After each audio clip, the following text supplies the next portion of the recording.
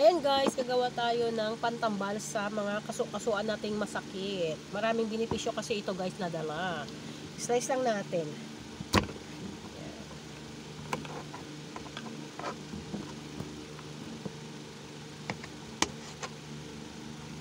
Slice natin ng maliliit ito guys, para magkasya sa dito sa bote natin ilalagay.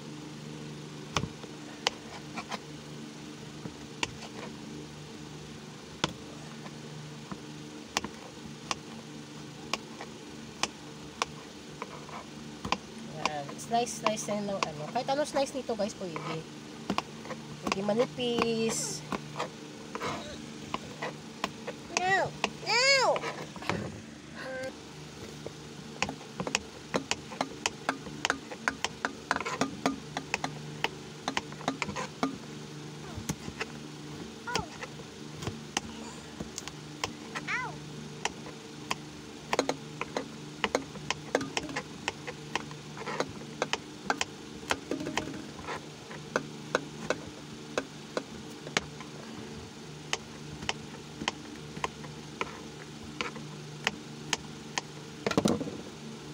Pasok natin sa loob ng garapon, ay ng bote. Ayan.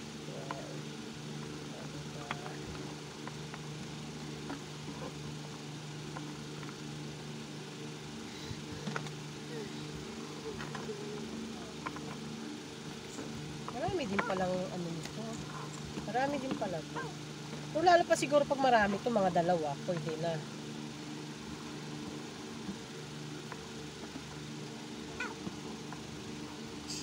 Kung may mga uric kayo guys, pwede ito, lagay nyo lang. At lagyan natin ng langis.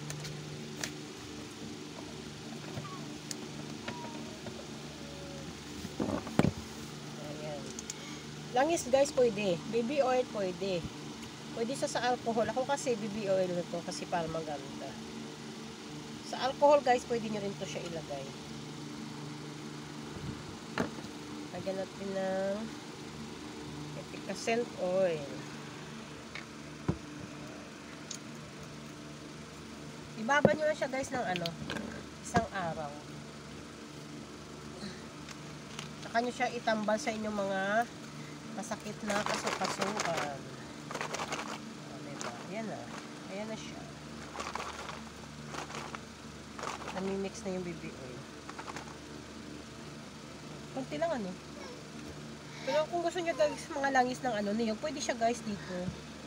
Lagay niyo lang siya. Ako kasi ano lang kasi baby oil nila nilagay ko sa kayong efficacent oil. Pag may time, lalagyan ko na lang to ulit ng langis pag naubos na.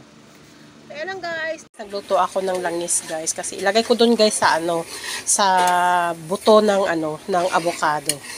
Kasi panghaplas natin sa ating katawan. Magamot 'yun guys sa mga ano guys, mga sakit ng siko, sa mga kasukasuan ba natin na nagpalanakit. Yan. Pwede yan guys, ipantambal siya. Lagay lang natin. Kaya nagluluto po ako ng langis. Yan, gata ng niyog yan guys. Pinapalangis ko lang siya. Medyo marami pa siya. Oh.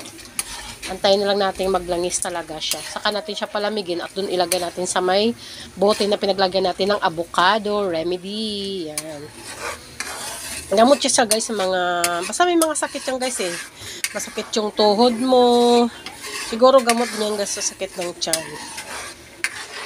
Kasi minsan ako din, so masakit din yung tuhod ko. Siguro sa rheuma, arthritis, gamot yan guys. Kung may mga acid kayo guys, gamot din yan guys.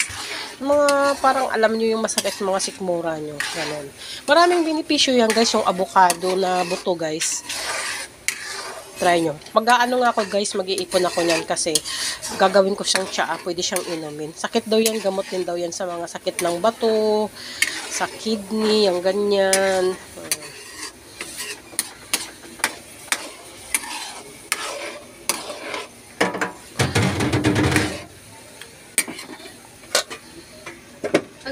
Guys, ang mantika ng ating niyog. Ayan, yung oil naman ng ano, niyog. Ayan na siya guys. Dami din. Sasalin sa ano mamaya yan. Pinapalamig ko pa kasi mainit pa eh. Langis ng niyog. Salin na natin. Ito yung langis eh. Langis ng ano, niyog.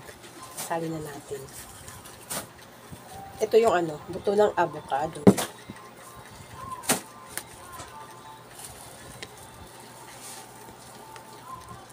Sinalin ko dito sa ano guys, plastic kasi ano, nahirapan ako magsalin.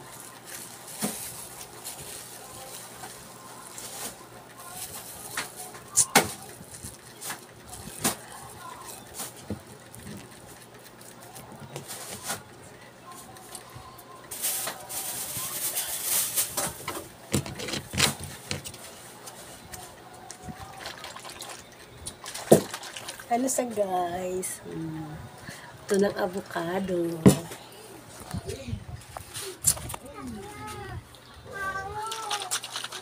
Ito ang ginawa nating remedy ng buto ng avocado na panghapla sa ating mga sumasakit na kaso-kasuan. Ayan. Halimbawa, na pala nakikita mo braso mo, hita mo, binti mo, paa mo, pwede ito sa guys. Babad nyo lang siya ng isang araw. Oh, dami din pala.